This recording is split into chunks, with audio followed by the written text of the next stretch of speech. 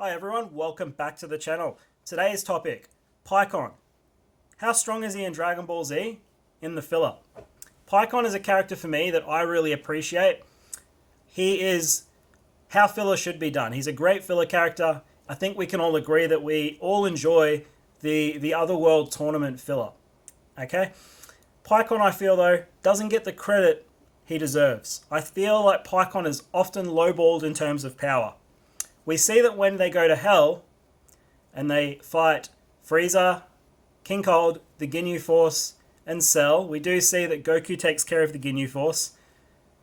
Pikkon takes care of Frieza, King Cold, and Cell. And he takes care of Cell with relative ease.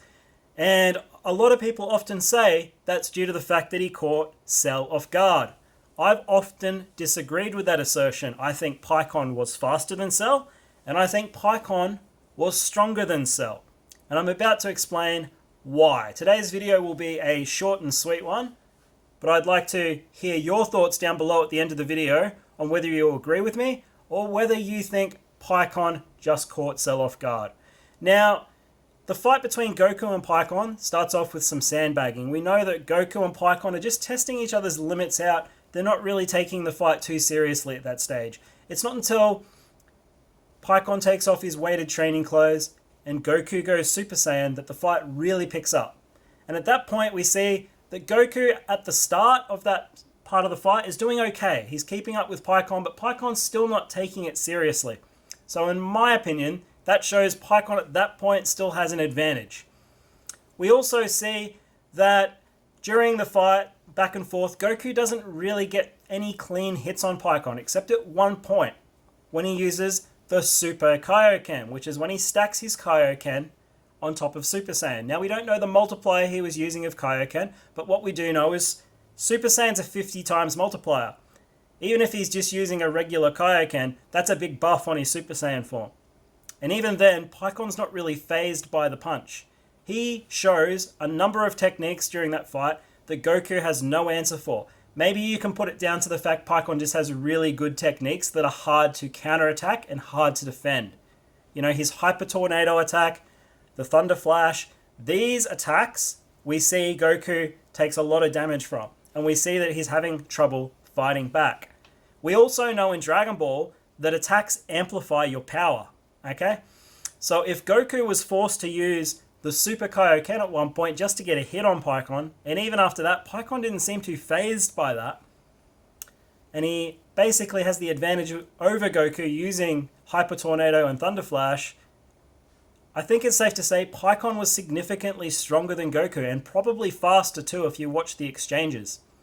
Now, we both know that that fight ended in a draw technically because they both touched the ceiling. And when you turn the ceiling and the floor upside down, it's the same thing according to the rulebook.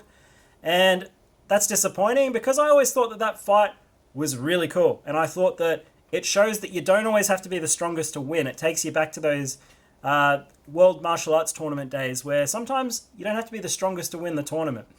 Obviously in Dragon Ball, we do see that Muten Roshi wins one, Tien Shinhan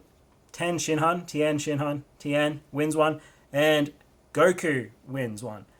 And at stages during that tournament, we also see characters aren't always the strongest winning fights. So this fight reminds me of the old martial arts tournament fights, and Goku technically winning that fight with a ring out doesn't do Pikkon's power justice in a way. The fight, great fight. I still feel even though Pikkon lost that fight, he was superior to Goku in terms of speed and strength. We know that Goku used his instant transmission to take advantage of the fact that when Pikkon uses the Thunder Flash technique, he has to stay in a stationary position. So he's weak in that part of the attack.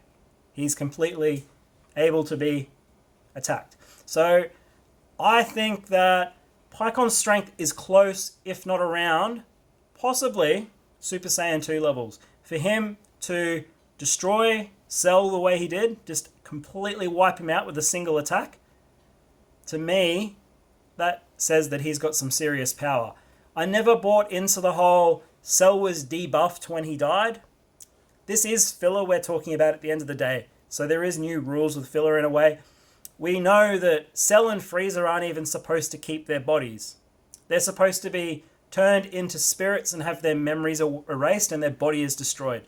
That is the, even though I hate the word, the in-universe canon version of what should happen when you die if you don't get to keep your body. Unless you're a good person, a good soul, you don't get to keep your body. So the likes of Cell, Frieza, King Cold, the Ginyu Force shouldn't have bodies. They should just be spirits that have been cleansed.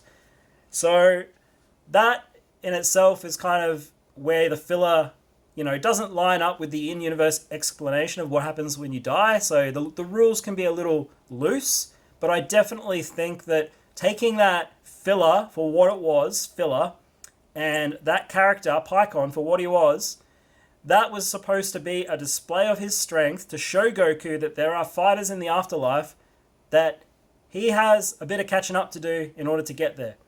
Now, I would love to hear your thoughts down below. If you have any really valid counterpoints to that, please comment down below and let me know, because I've always really considered Pikkon to be around a Super Saiyan 2 level opponent. I'll just reiterate, beat Cell in a single attack. This is Super Perfect Cell we're talking about. And he easily manhandled Goku during that fight. I feel like the exchanges were back and forth because Pikkon wanted them to be back and forth. When he used his real power, Goku had no answers except for instant transmission, which got him out of trouble there at the end. So let me hear your thoughts down below. Thank you for watching today's video. On a side note, I've been made aware that the audio quality of these videos can be a bit hit and miss. I am recording these on my phone. Now, I have a decent phone that can do 1080p, 4K quality video, but the microphone settings can be a little hit and miss. So I understand you might only be getting single channel audio through one ear. I'll look in trying to sort something out. The videos, the more I make, I might start putting in some video editing elements to the videos again. So we'll have some screenshots to look at, some video, stuff like that. I'm just kind of getting back in the swing of things. But yeah, thank you for watching, guys. Really appreciate it. I'll catch you later.